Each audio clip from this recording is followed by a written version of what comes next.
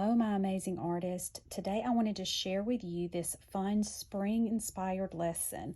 All of the flowers have started blooming. It's springtime, the weather's warming up, and that's what inspired me to do this lesson. So this is a fun drawing of flowers, but it's a little bit different than what we're used to seeing.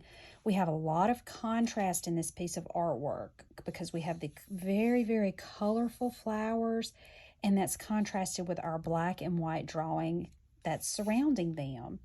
And we're going to be using lots of line. We're going to be drawing different lines for our leaves and our stems and our petals. We're going to be using pattern inside of our flowers. We're going to be creating shapes, and we're going to learn about these concentric circles. And so I'm going to kind of just show you, I'm not going to show you a whole lot of drawing in this lesson because I want you to be creative and come up with your own flower design, but I am going to show you how I put it together and let you use that as inspiration for your drawing, okay? So to begin with, your teacher will give you a piece of drawing paper, and it's a little bit heavier than copy paper, so that's what I'd like for you to use with this because we're going to be gluing and using some Sharpie, and that heavier paper will do good. And then you're going to need to make some concentric circles. These are some that I've already put together. So your teacher will have some of these circle templates that have various sizes of circles, and you will just create some big ones that go to the smaller sizes, and you will glue them together like I did here. These are concentric circles. They have the same center, so it looks like they are stacked up on top of each other. So try to use colors that are going to stand out well against each other, that contrast well and look well together. Try to mix up your colors really good because this is the only color you're going to have in this drawing. Everything else is going to be black and white. So go ahead and put 3 or 4 of these together. So I did 3, but if you want to do 4, that's fine. Go ahead and put them together. Try to at least have 3 circles in your concentric circles, okay? At least 3. You could even have a little bit smaller one there and do 4. That's up to you. And then you're going to decide where you want to place them. So if you wanted to line them up and make a drawing like that, or if you wanted to kind of have them off center, that's kind of how I did. So once you get them how you like, use your stick glue. That's what I use to make my concentric circles. It'll glue down a lot quicker and easier and won't create a lot of bubbles. So I'm going to go ahead and glue those down. This.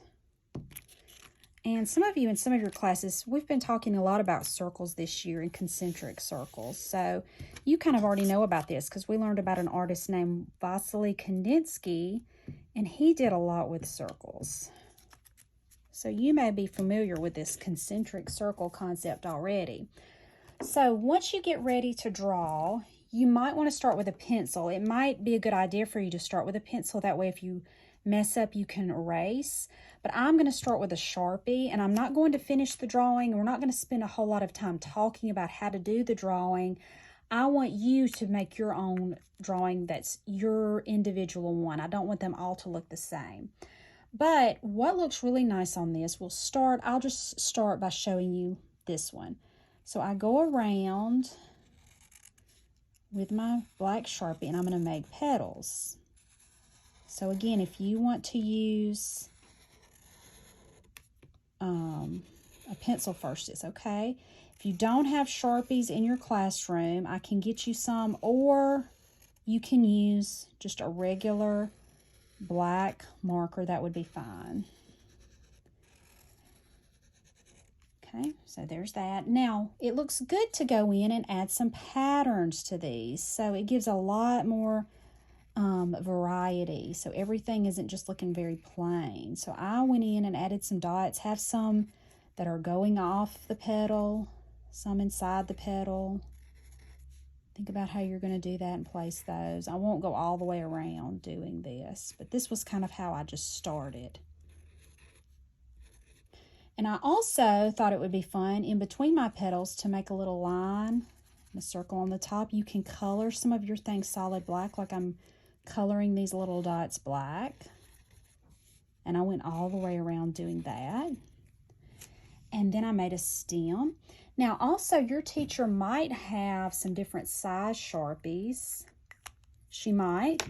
And it's good to have variety in your lines, so not all of your lines are the same thickness. So I have a bigger Sharpie here.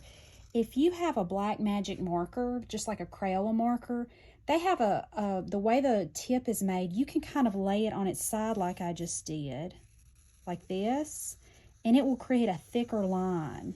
So it's good to have some lines that are thick and some that are thin. And then you can go in and make some leaves. I think I'll make one here. So you're just doing a whole black and white drawing around this and filling in all of your space. Now I'm going to go back to this one. You may even have some really thin Sharpies in your classroom.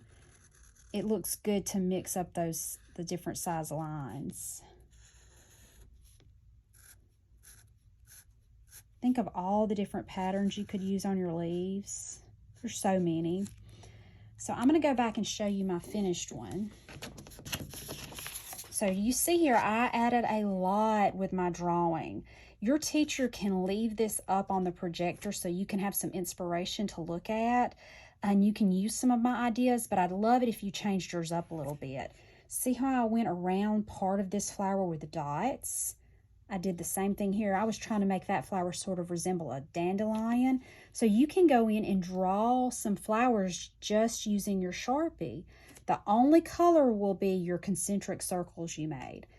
Also, if you go in some of your concentric circles, like I went in the middle circle of these and made some designs. That gave it a little more variety, a little extra to it to look good. I also made little pieces of grass that kind of stuck up here, and I used different size Sharpie for that. I even put some little squiggly lines, made this. These flowers are very stylized. That means they don't have to look like flowers that really look in nature. So you can just add a little something that makes yours special and individual and unique. But remember, try to fill your page and not have a lot of white showing in the back. You want to have lots of drawing everywhere, and the more pattern that you go in and add, the better your drawing will look. So take your time and spend a few weeks on this and really think how you can see how I put these fun patterns inside all of my petals to try to make all of those look the same. Think how you can just keep adding and then layering your patterns and your lines with each other and making this a truly awesome spring flower drawing. I cannot wait to see what your teacher shares with me. We'll put it on Artsonia, and I will see you next time. Bye.